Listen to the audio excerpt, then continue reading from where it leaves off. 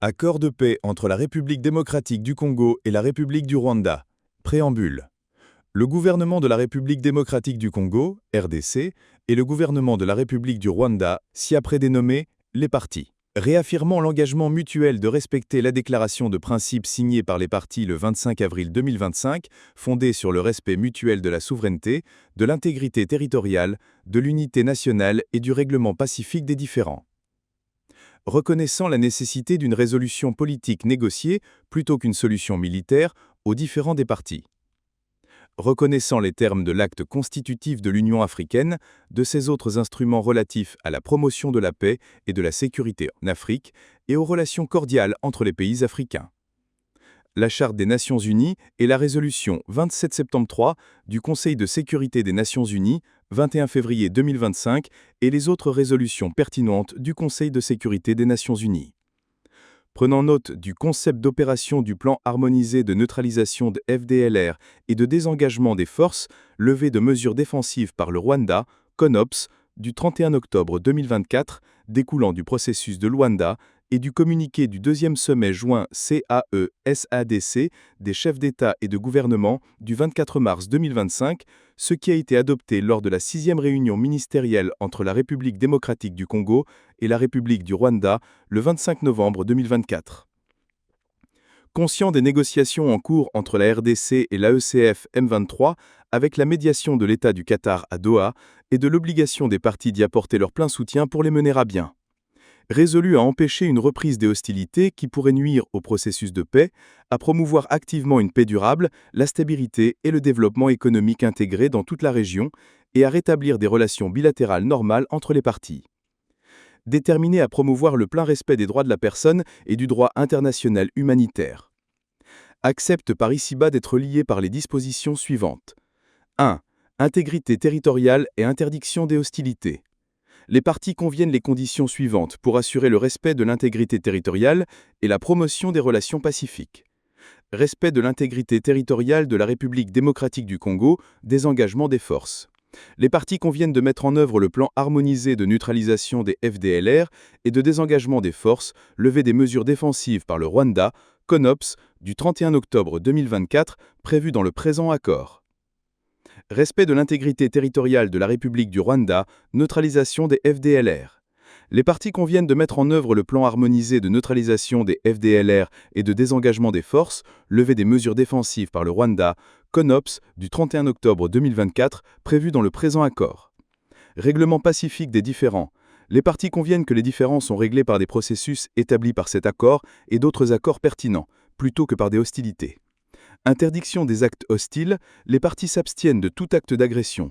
Les parties conviennent de ne pas commettre, soutenir ou tolérer des incursions militaires ou d'autres actes, directs ou indirects, qui menacent la paix et la sécurité de l'autre partie, ou qui portent atteinte à la souveraineté ou à l'intégrité territoriale de l'autre partie. Interdiction de soutenir des actes hostiles ou des groupes armés non-État. Les parties n'autorisent aucune activité militaire ou autre activité hostile l'une contre l'autre sur ou à partir de leur territoire respectif, et ne fournissent aucun soutien à ces activités à l'étranger. À cette fin, les parties s'engagent à prendre toutes les mesures nécessaires pour éviter que de telles activités soient initiées, planifiées, exécutées, commanditées ou financées depuis leur territoire respectif. Portée territoriale. L'interdiction des actes hostiles s'applique sans restriction géographique, quel que soit l'emplacement des forces armées. Responsabilité vis-à-vis des groupes armés non-État. Les parties prennent toutes les mesures possibles pour s'assurer que tous les groupes armés dans la zone du conflit cessent de s'engager dans des hostilités qui sont incompatibles avec l'interdiction des hostilités établie dans le présent accord. Protection des civils et du personnel humanitaire. Les parties facilitent la libre circulation des civils, y compris des humanitaires. Les parties doivent respecter le droit international humanitaire, y compris dans le cadre de la mise en œuvre de cet accord. Les autorités locales de la RDC en sont responsables sous la supervision du gouvernement central de la RDC. 2. Désengagement, désarmement et intégration des groupes armés non-État. Afin de promouvoir une cessation durable des conflits et de réaliser le potentiel économique de la région, les parties soutiennent les négociations en cours entre la RDC et l'AECF M23 avec la médiation de l'État du Qatar à Doha et les efforts pour désarmer et démobiliser les groupes armés non-État. Ceux-ci comprennent les éléments suivants. 1. Fin du soutien d'État aux groupes armés. Les parties cessent immédiatement et sans condition tout soutien d'État aux groupes armés, sauf dans la mesure où cela est nécessaire pour faciliter la mise en œuvre de cet accord. 2. Désengagement. d'une manière séquencée et coordonnée avec le désengagement des forces, et comme le disposeront d'autres accords à venir, les parties soutiennent le désengagement, le désarmement et l'intégration des groupes armés non-État prévus par d'autres accords ou processus, et par le processus de désarmement, de démobilisation, de réintégration communautaire et de stabilisation, PDD-CRS, ainsi que le mécanisme joint de coordination de sécurité, conformément à la section 3 de présent accord. 3. Intégration conditionnelle dans les forces de sécurité.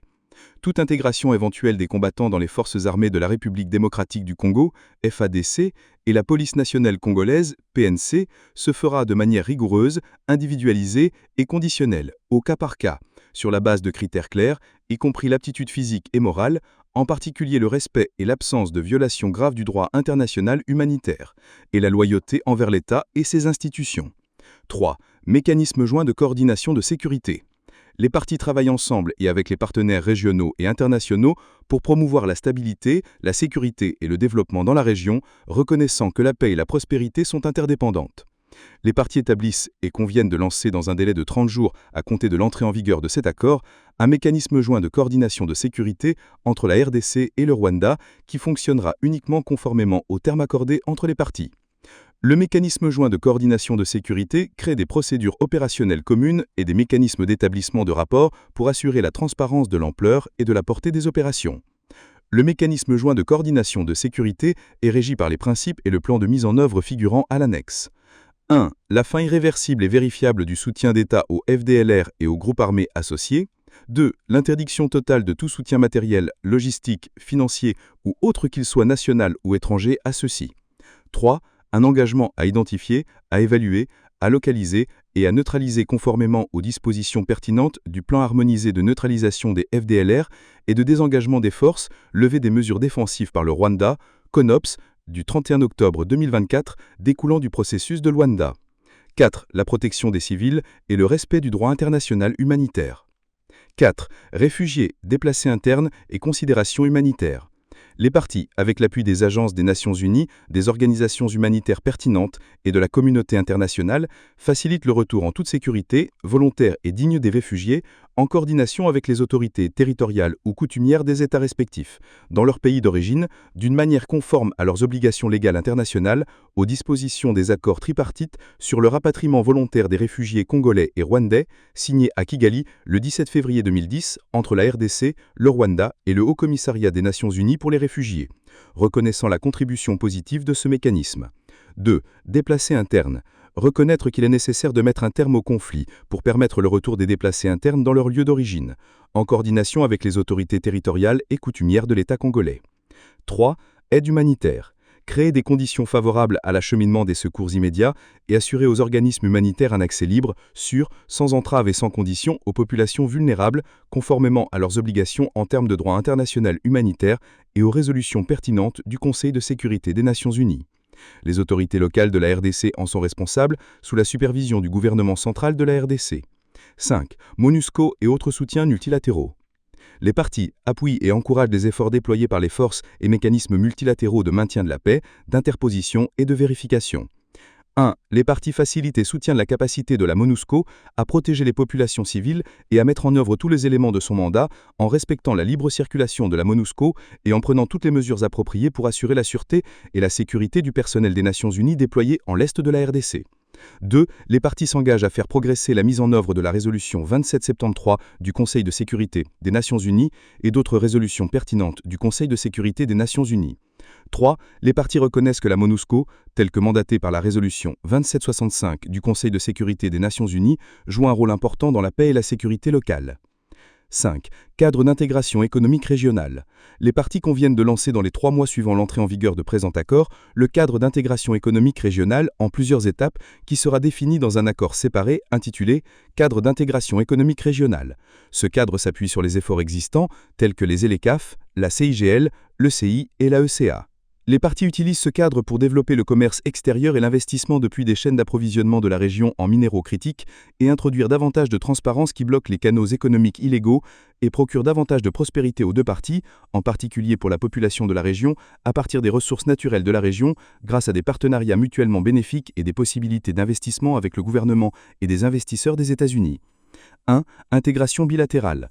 Dans le cadre, les parties lancent ou élargissent la coopération sur des priorités communes, telles que l'aménagement des parcs nationaux, le développement hydroélectrique, le dérisquage des chaînes d'approvisionnement en minéraux, la gestion conjointe des ressources dans le lac Kivu et des chaînes de valeur minière transparentes et formalisées de bout en bout, de la mine au métal transformé, qui relient les deux pays en partenariat, le cas échéant, avec le gouvernement et des investisseurs des États-Unis. 2. Intégration régionale. De plus, avec des partenaires clés, les parties s'engagent à explorer des options pour lier le cadre à d'autres initiatives internationales ou régionales de développement économique, y compris dans le cadre de projets d'infrastructure. 3. Surveillance économique. Les parties établissent ou utilisent des mécanismes d'indépendance audit et de corruption pour surveiller les chaînes d'approvisionnement en minéraux, les projets d'infrastructure et tout accord économique futur entre les parties, conformément au cadre d'intégration économique régionale. 7. Mise en œuvre et règlement des différends. Règlement des différends. Toute dispute découlant